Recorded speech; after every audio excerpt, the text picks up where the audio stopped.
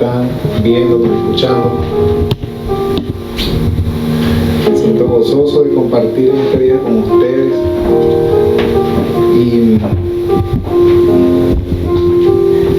Y he sentido de parte de Dios este día invitarlos a hacer una prueba muy especial. ¿Sí?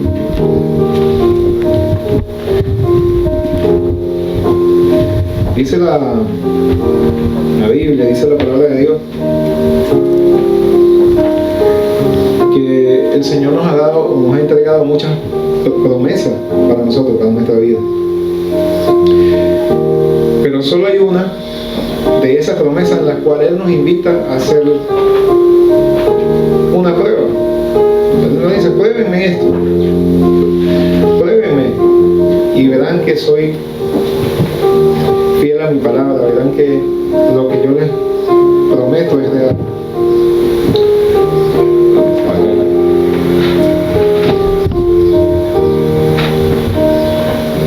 En este sentido, he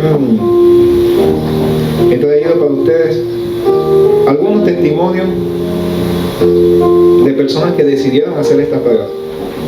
Es decir, personas que no están en la Biblia, pero que fueron reales.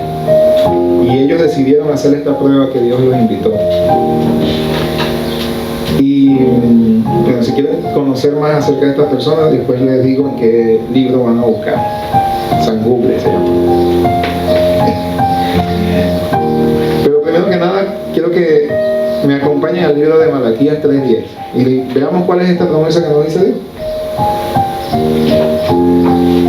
Dice así: traed todos los diezmos al alfolí y haya alimento en mi casa, y probadme ahora en esto, dice Jehová de los ejércitos, si no os abriré la ventana de los cielos y derramaré sobre vosotros bendiciones hasta que sobreabunde. En otras palabras, el Señor nos está pidiendo que entreguemos los diezmos que le pertenecen a Él, que le corresponden a Él, para que Él pueda mantener la sobreabundancia en nuestra vida. Si usted el día de hoy se siente bendecido, si usted el día de hoy, por el contrario, se siente que está pasando por momentos difíciles, pues para ambos casos es esta invitación. En la versión de la misma cita, en la versión Dios habla hoy, dice de la siguiente forma: traigan sus diezmos al tesoro del templo y así habrá alimentos en mi casa. Pónganme a prueba en eso, a ver si no les abro la ventana de los cielos para vaciar sobre ustedes la más rica bendición. Amén. Basándome en esta promesa y en algunas cosas que estuve leyendo, me conseguí con tres personajes de la historia que decidieron poner en práctica la promesa de Dios en diferentes situaciones, pero que al final aplicaron algunos principios en común. ¿Sí? Los voy a ir nombrando y allí lo van a ir leyendo. El primero se llama William Colgate, o Colgate.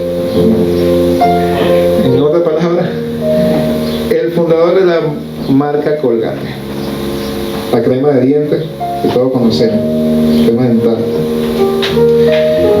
De lo que estuve leyendo acerca de esta persona, pues dice que una noche estaba lloviendo y pasó a refugiarse en una iglesia y escuchó acerca de la palabra que nos dice Génesis 28:20. La voy a leer. Génesis 28:20 al 22. Dice: e hizo Jacob voto diciendo: si fuere Dios conmigo y me guardara en este viaje en que voy, y me diere pan para comer y vestido para vestir, y si volviere en paz a casa de mi padre, Jehová será mi Dios, y esta piedra que he puesto por señal será casa de Dios, y de todo lo que me dieres, el diezmo apartaré para ti. Dice la historia que él escuchó esta palabra y decidió ponerla en práctica. Decidió probar a Dios sobre esta promesa. Y cuando los invito a que investiguen y lean más acerca de esta historia, para que vean cómo esta persona no solamente comenzó dando su diezmo, sino que comenzó en una situación sumamente difícil para su vida. Dice la historia que él vendía, era como un vendedor ambulante, vendía jabones y otras cosas, y estaba en una situación bastante difícil. Su mamá era viuda, y él decidió creerle a Dios sobre esta palabra y comenzó a diezmar. Dice la historia que comenzó a prosperar, comenzó a salir de deudas, comenzó a trabajar en una empresa que posterior pasó a ser suya, y a tal punto que llegó a diezmar el 90% de sus ingresos. Y dice la historia que fue considerado el hombre más rico viviendo apenas con el 10% de sus ingresos. A medida que él aumentaba su diezmo, aumentaba sus ofrendas, las ganancias eran proporcionales a eso. Imagínense, si podía vivir y ser el hombre más rico con apenas 10%, imagínense usted todo lo que llegó a hacer. Aparte de esto, apoyó a hombres de Dios para que se pudiera llevar el mensaje de salvación. Así como él, encontramos otro personaje llamado Alexander Carr, H. Carr. Esta persona se basó en esta prueba, en esta palabra, Malaquías 3:10, y decidió probar a Dios en cuanto al diezmo, teniendo deudas y la casa hipotecada. Si se fijan,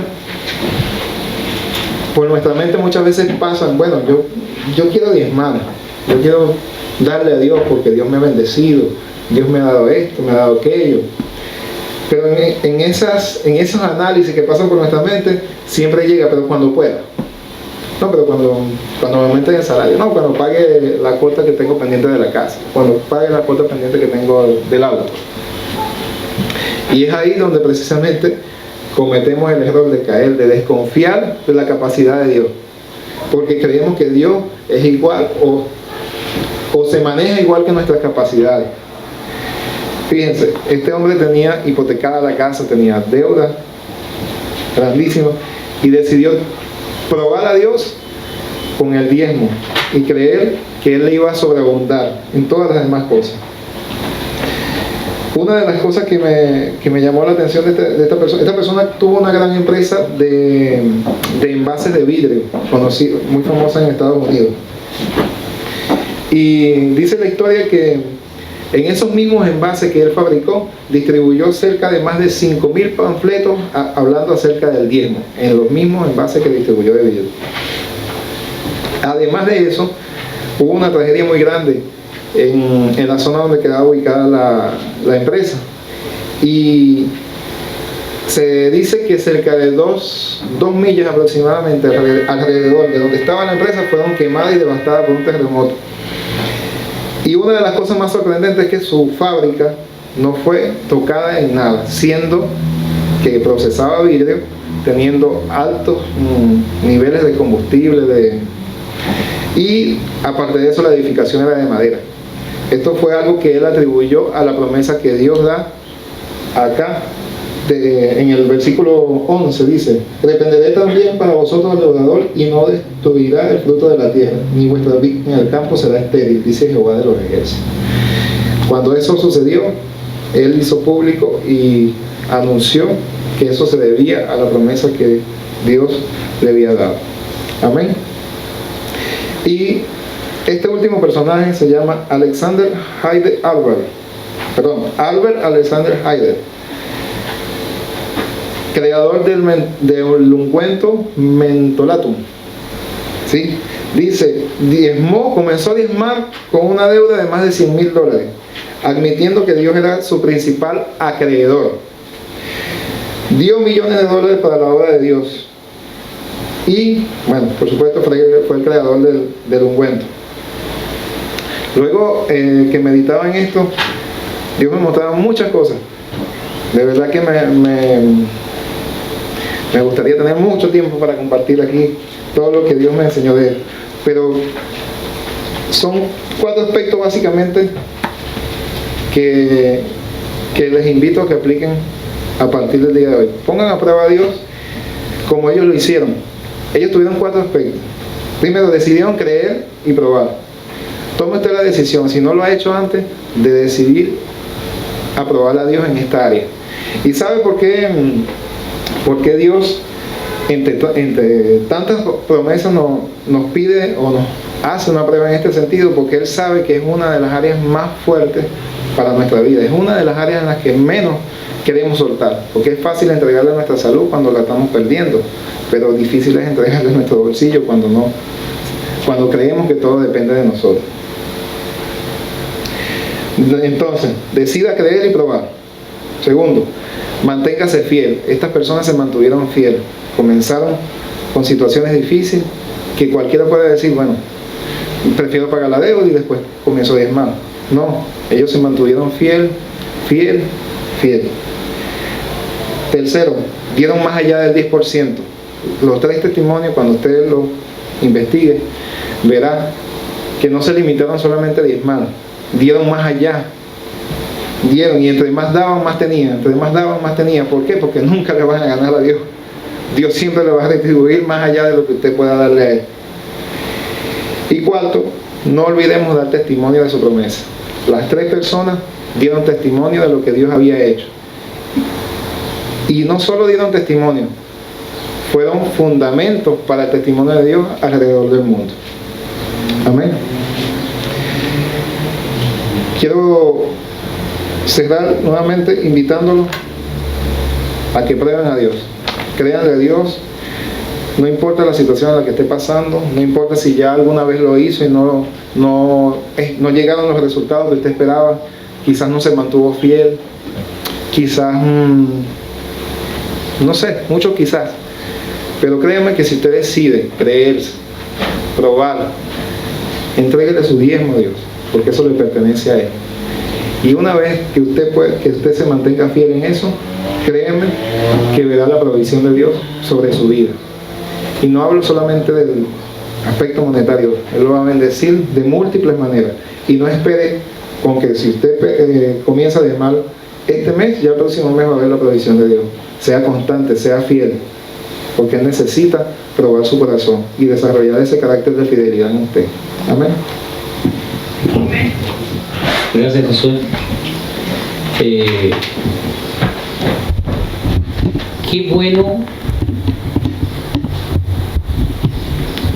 Qué buen ejemplo, porque es importante que nosotros veamos testimonio en la gente que ha buscado de Dios. Y eso es importante. Y realmente creo que me puedo sentar, ¿cierto?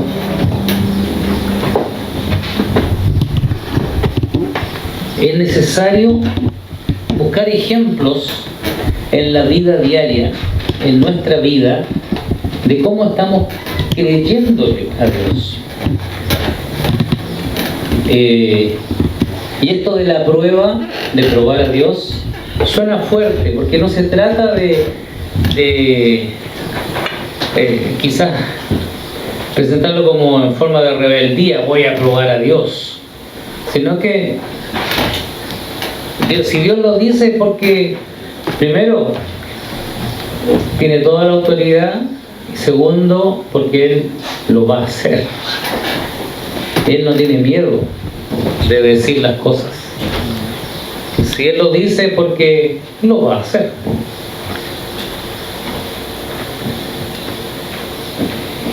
Hoy mi cuaderno no me traje. Yo dije, ya, está en el bolso. Cabeza de pollo.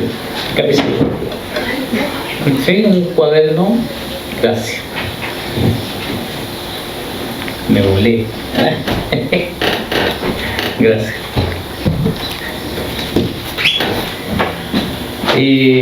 Bueno, saben que hemos venido hablando de discípulos, disciplina, obediencia, de un tema que es bíblico, pero es importante. Yo estuve mirando unas fotografías de cuando nosotros nos vinimos a Concón. Nos vinimos hace ¿Cuántos años ya? 10, ¿sabes? 12 años. Bueno, nosotros vinimos a Concón primeramente a hacer una escuela bíblica, una escuela ministerial. Y estaba mirando la fotografía de la graduación de esa escuela. Y habían 16 personas. Y de las 16 personas, hoy día, trabajando o sirviendo, hay 7. De las demás,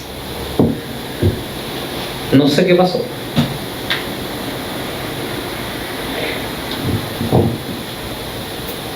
Y yo le preguntaba a Dios, le preguntaba al Señor, ¿por qué? ¿Por qué pasa esto? ¿Por qué?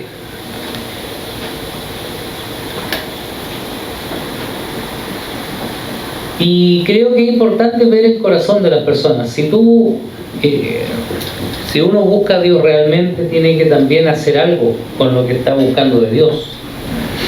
Creo que es importante aprender, estudiar, pero si estamos motivados realmente, vamos a volcarnos completamente a lo que estamos haciendo. Y aquí es donde el Señor me hablaba mucho de la obediencia, porque cuando nosotros nos discipulamos, cuando nosotros nos ponemos bajo para aprender, o nos ponemos bajo para mirar el ejemplo, porque eso es ponerse también bajo, someterse y decir, voy a observar cómo lo hace. Pero lo importante es obedecer. Entonces,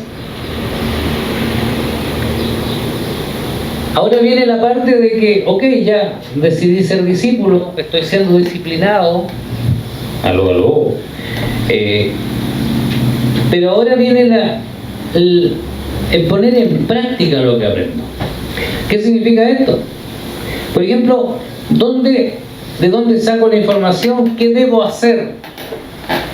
El libro de la vida, la Biblia, el libro que nos enseña la Escritura de Dios, la palabra de Dios. Dios nos dice cómo debemos actuar. Y aquí yo empecé a buscar cosas que Dios nos dice. Y realmente solamente debemos aplicar. Por ejemplo, yo dije, Señor, ok, la palabra dice buscar.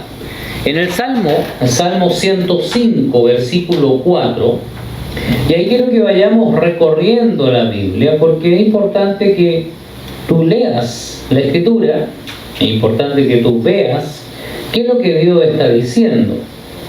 En el Salmo 105, versículo 4, dice: buscad a Jehová y su poder, buscad siempre su rostro.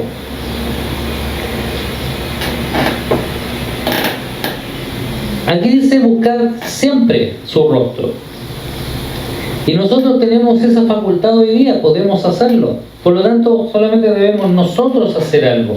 Dios ya hizo todo. Entonces Él nos está diciendo, búscame, busca mi poder, búscame a mí, búscame a Dios. Y busca, dice, lo más importante que Él dice, busca a Jehová y su poder.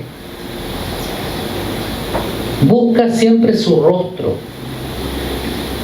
En Isaías, y vayamos a Isaías, en capítulo 1, versículo 17, dice, aprender a hacer el bien. Fíjate cómo empieza, dice aprender, es otro verbo, pero es otra acción. Aprende a hacer el bien. Buscad el juicio, restituir al agraviado, hacer justicia al huérfano y amparar a la viuda. Varias cosas nos dice. Primero, aprender a hacer el bien. Buscar el juicio, restituir al agraviado, hacer justicia al huérfano y amparar a la viuda. Nos dice cosas que debemos hacer. Entonces, cuando yo estoy con Dios, yo debo hacer todo eso. Entonces, después dice, venid luego dice Jehová, y estaremos en cuenta. Si vuestros pecados fueron como la grana, como la nieve, serán emblanquecidos. Si fueron rojos como el carmesí, vendrán a ser como blanca lana.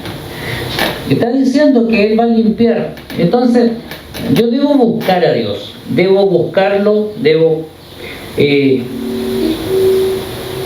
¿cuándo debo buscar a Dios? Isaías 55:6.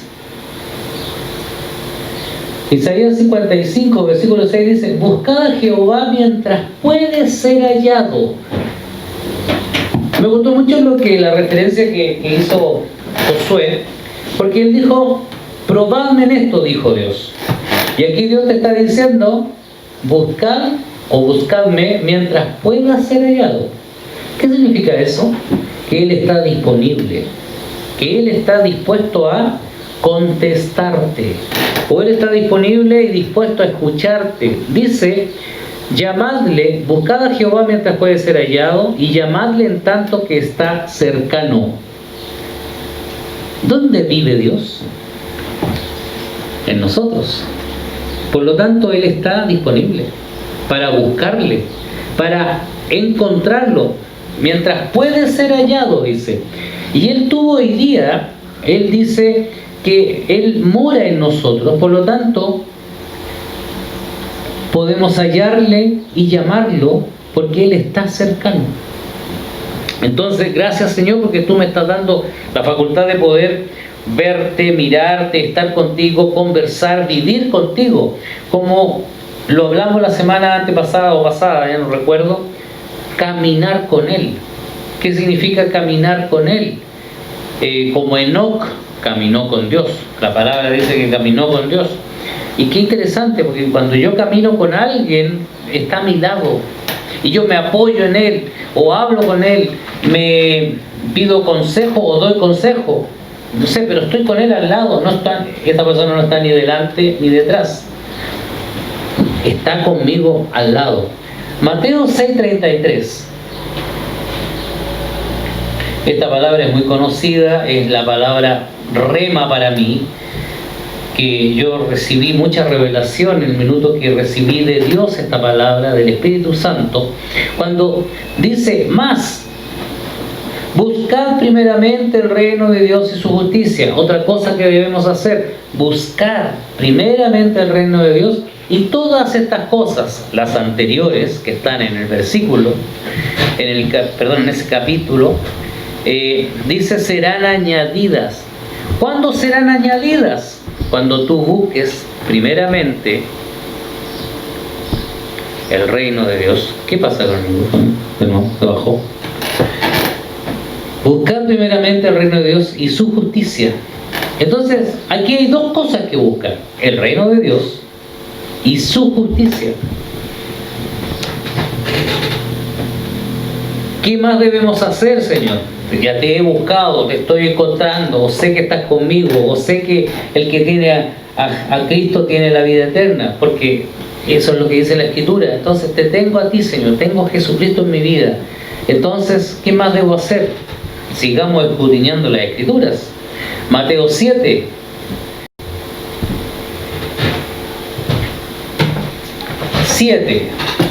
Dice, pedid y se os dará, buscad y hallaréis, llamad y se os abrirá. Tres cosas nos dice.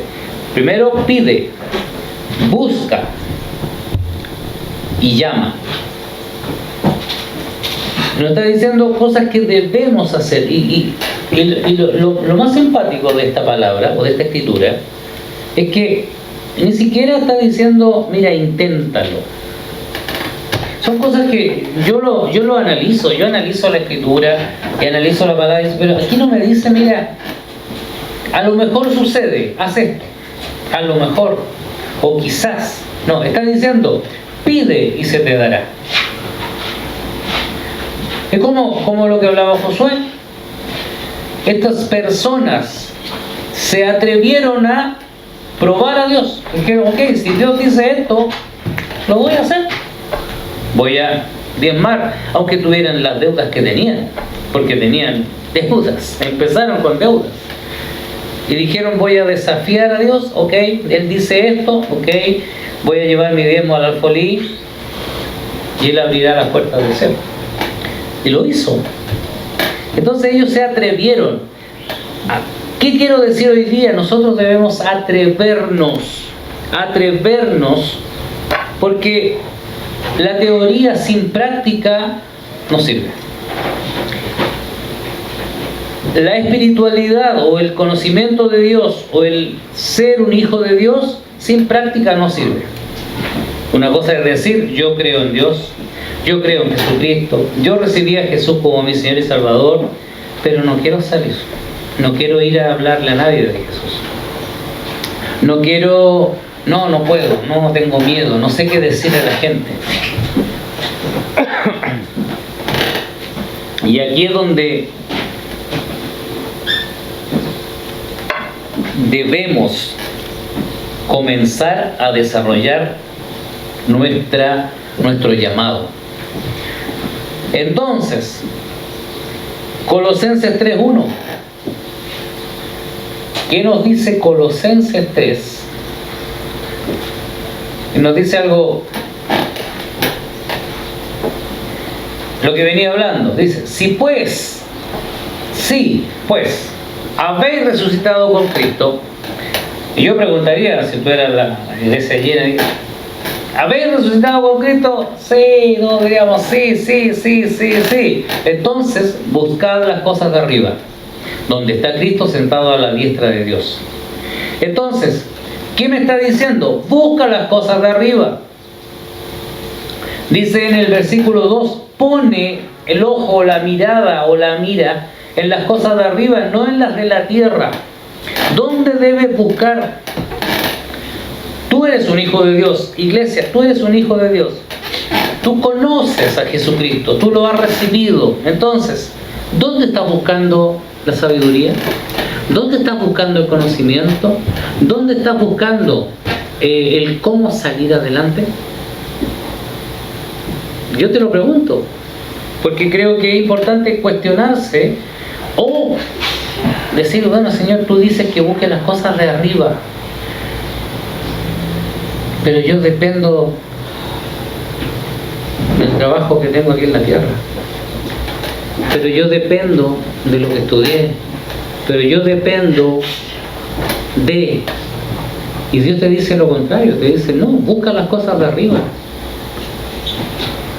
Dice en el versículo 3, porque habéis muerto y vuestra vida está escondida con Cristo. ¿Y dónde está Cristo? Sentado a la diestra de Dios. Cuando Cristo, vuestra vida, se manifieste, entonces vosotros también seréis manifestados con Él en gloria. Versículo 5. Haced morir, pues, lo terrenal en vosotros. Y ahí viene una serie de definiciones o de características. ¿Qué cosas hay que hacer morir en lo terrenal? Y es importante que cada uno las tome y diga, bueno, yo debo hacer morir esto, debo hacer morir esto otro, debo hacer morir mi orgullo, mis deseos, mis anhelos. Entonces, porque Dios me dice que busque arriba.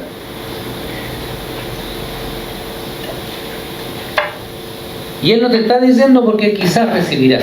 Te está diciendo, búscala y recibirás. Entonces, nuestra responsabilidad, iglesia, es buscar, es hacer lo que Él dice, es pedir, buscar, llamar, es buscar las cosas de arriba, es buscar a Jehová, es buscar siempre su rostro, es buscarlo mientras puede ser hallado. Y Él está disponible hoy día, por medio de Cristo. Y yo empecé a notar cosas que estaba leyendo. Miren, escúchenme.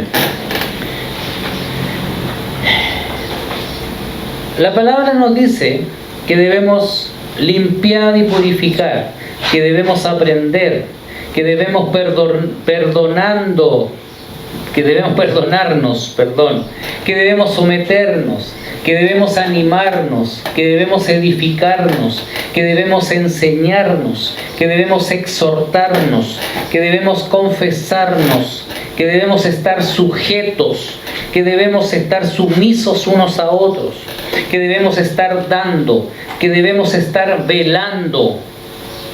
¡Wow! Todo eso, y hay mucho más.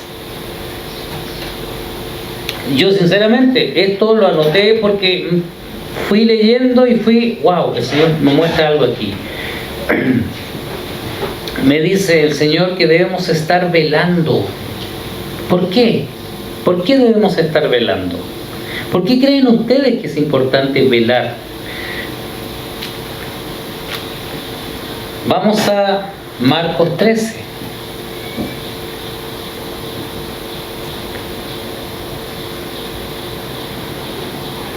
Marcos 13.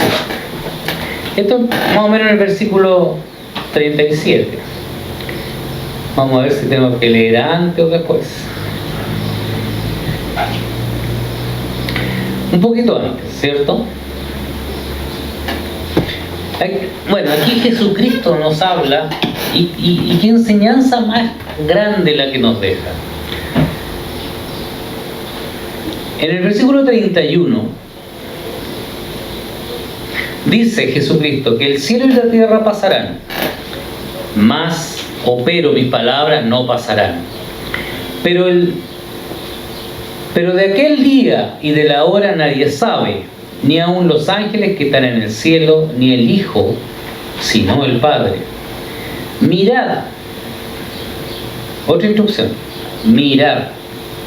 Velad.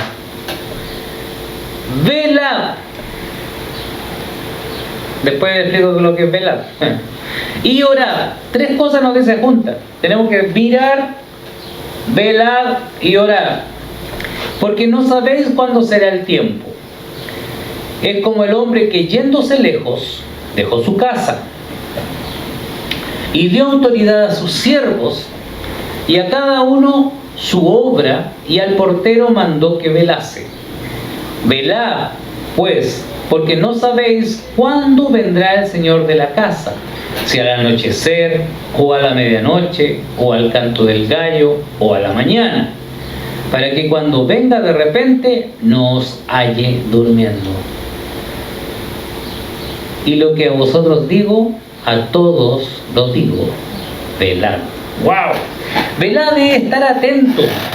Puedes estar durmiendo, pero como dicen, con un ojo abierto y uno cerrado, así como medio consciente de que estoy descansando, pero debo estar atento a cualquier ruido en la noche, a cualquier cosa que suceda, cosa de despertarme así, ¡pum!, rápidamente. Por ejemplo, no sé si lo hacen o no, pero cuando uno se acuesta a dormir, casi siempre deja al lado de su cama un par de zapatillas o zapatos, o zapatillas de levantarse, no sé. Los que no, bueno, salen descalzos nomás. Pero tú siempre tienes algo a mano para tomar. Bueno, los que no van a tener que empezar a hacerlo, no pueden salir desnudos a la calle. Pero fíjense una cosa. Velar, estar atentos, estar así, wow. Ok, voy a tomarme un tiempo para descansar, pero no puedo estar desatento a que sucedan las cosas. Los gatos, por ejemplo, están siempre atentos. O los perros también están durmiendo. Bueno, el Terry no. Bueno, mi hijo ahora tiene un perro que es fenomenal. Duerme. Bueno, es la excepción. Vamos a tener que enseñarle a velar al perro. Por algo el Señor nos dice que estemos velando, porque como dice la Escritura, cuando venga no lo sabemos, ni los ángeles lo saben, solo Dios lo sabe. Entonces tenemos que estar atentos. Y cuando Él dice las tres cosas que me llamó la atención, dice mirad, velad y orad. Entonces mirar significa estar observando los acontecimientos, estar observando, mirando las cosas que suceden. Velando, atentos a atento a que significa que yo debo parar y correr seguramente. Cuando hay temblores, terremotos o maremotos o tsunami o lo que suceda, tú estás atento y arrancas. O te quedas ahí y dices, no, yo puedo con esto, yo me enfrento al tsunami. No, yo creo que tú arrancas. Pero eso significa estar velando. Y orad. Señor, manténme atento, manténme observando, manténme velando. Dame tú las fuerzas. Habla con Dios. Convérsale y dile, no, sabes, Señor, necesito que tú me fortalezcas, que tú me des más sabiduría, que tú me des más conocimiento para poder enfrentar lo que tú me pides, para poder mirar y estar velando en toda ocasión y en todo tiempo. Eso se trata de orar también, no solamente repetir como papagayo una oración, porque no es la forma que nos enseñó el Señor. Sigamos.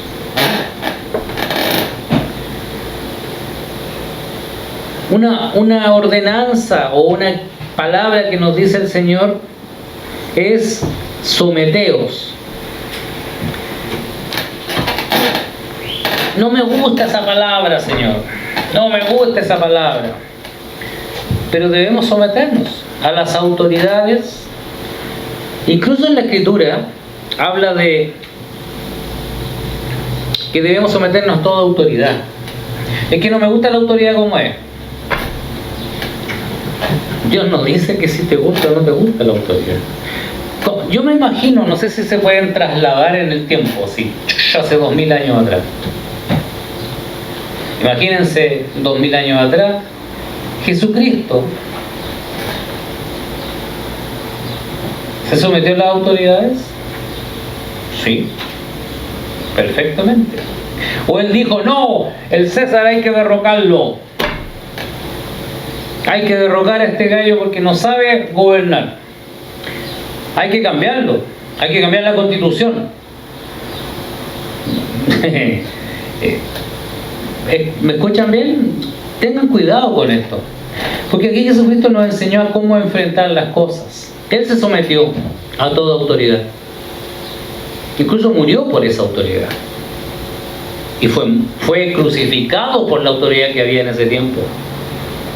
Entonces, pero Él nos enseñó que nosotros, con nuestra actitud, con nuestra respuesta, vamos a gobernar sobre cualquier autoridad.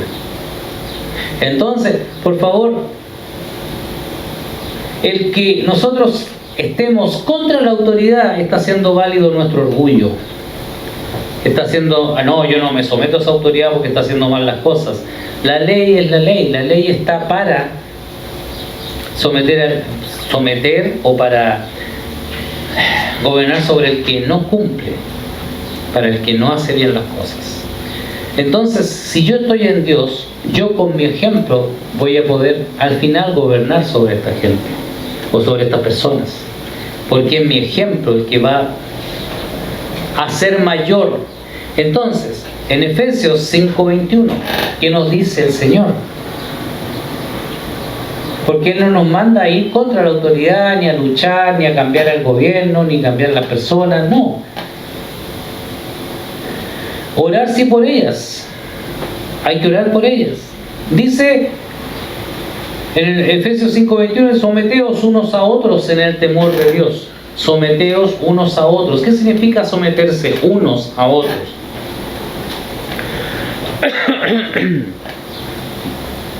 ¿Ustedes creen que yo me someto?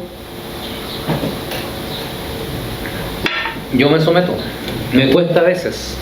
Y mi hija está de testigo aquí, ella lo puede decir. Me cuesta a veces, sí. Pero cuando viene mi hija y me dice, papá, esto no debió ser así, ok, yo tengo que meditar en eso. Estoy siendo un mal ejemplo. O cuando mi esposa viene y también me dice algo.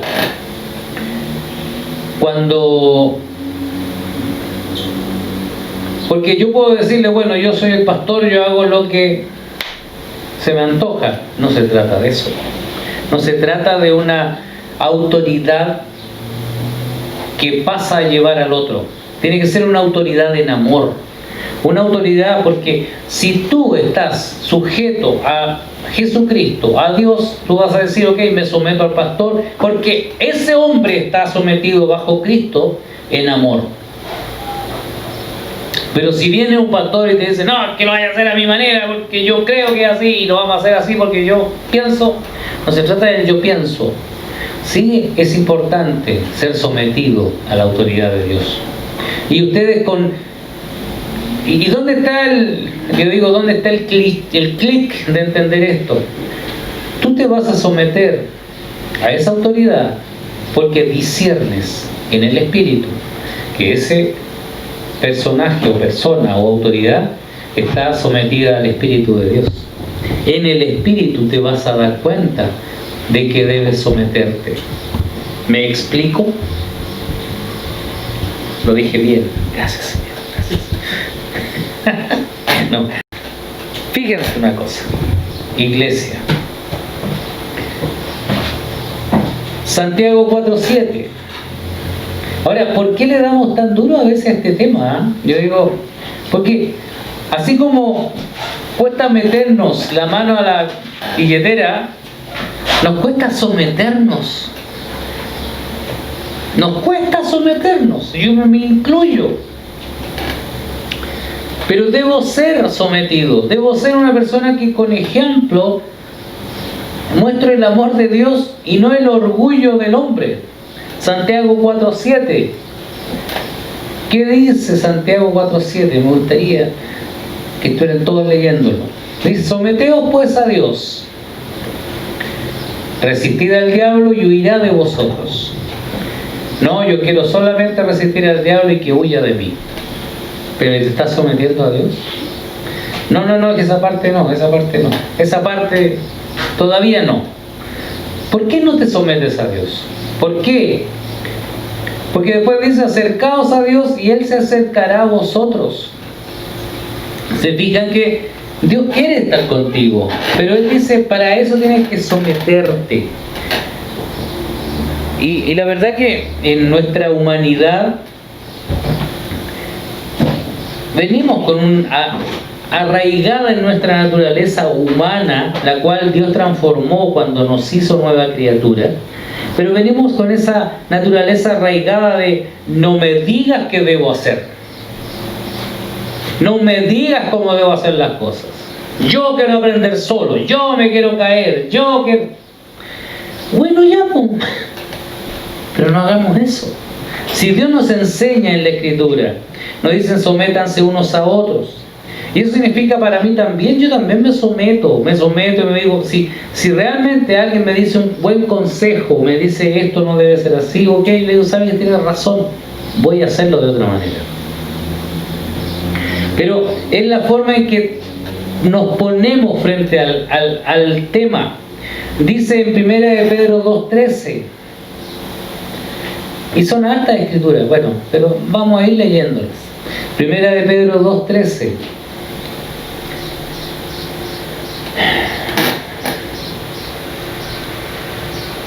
Por causa del Señor, someteos a toda institución humana, ya sea al rey como a superior, ya a los gobernadores como por él enviados para castigo de los malhechores, y alabanza de los que hacen bien. Porque esta es la voluntad de Dios, que haciendo bien, mira, esa es la forma de hacer callar a la autoridad. Que haciendo bien, hagáis callar la ignorancia de los hombres insensatos. Porque la autoridad puede ser un hombre insensato. La autoridad puede ser una persona que está con sus ideas humanas. Pero dice que yo, haciendo bien, haré callar la ignorancia de los hombres insensatos como libres, pero no como los que tienen la libertad como pretexto para hacer lo malo, sino como siervos de Dios.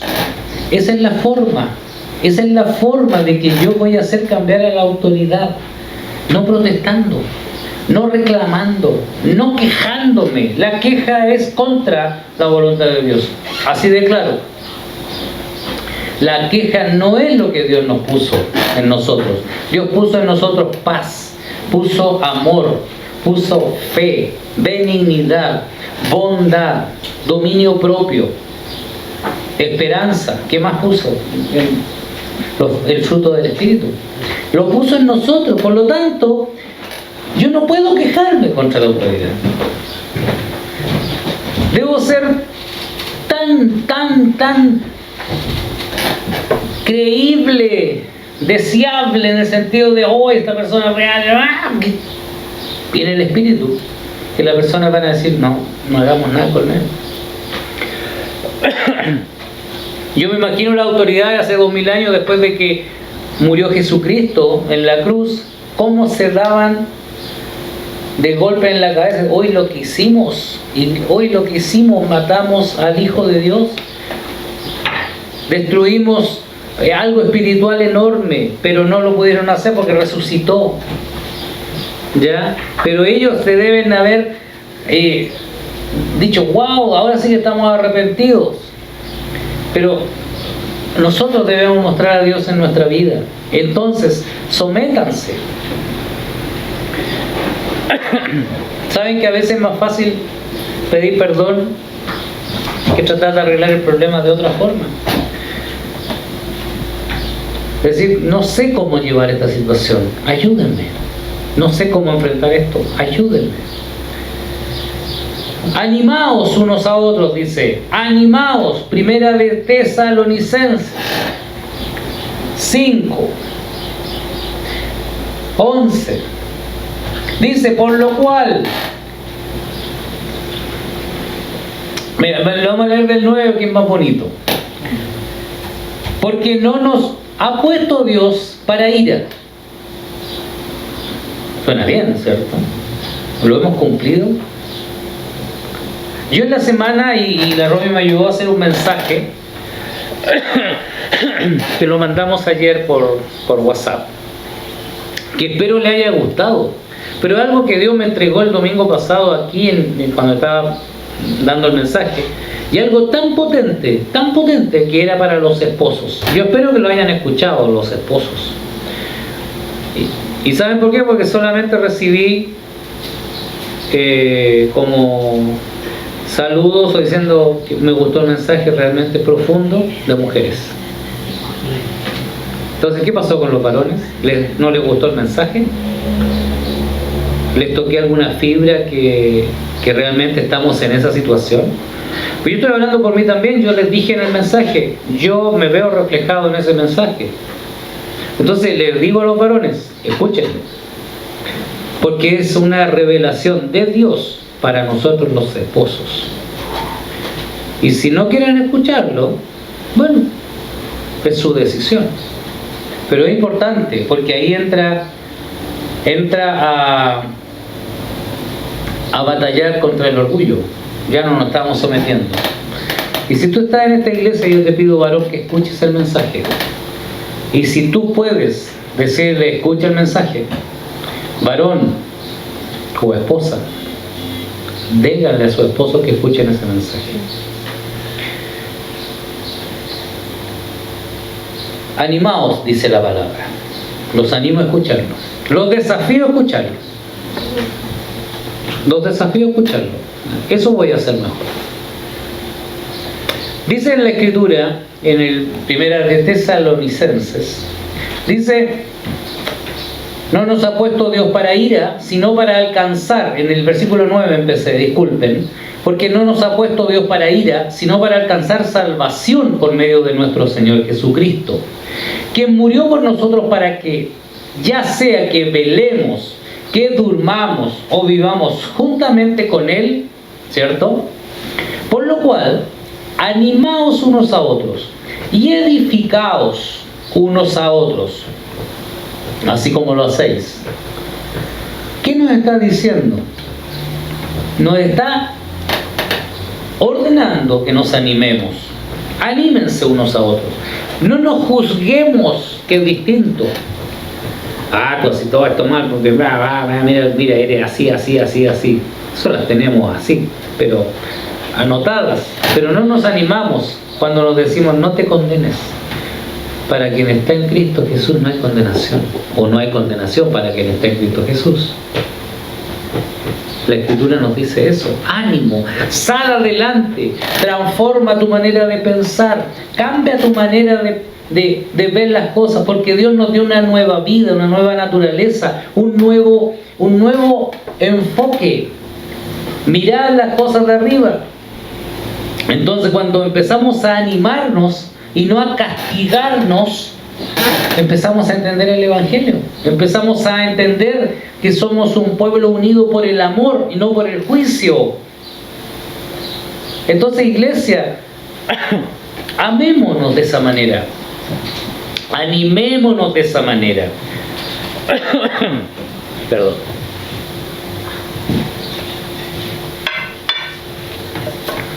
Creo que estoy bien.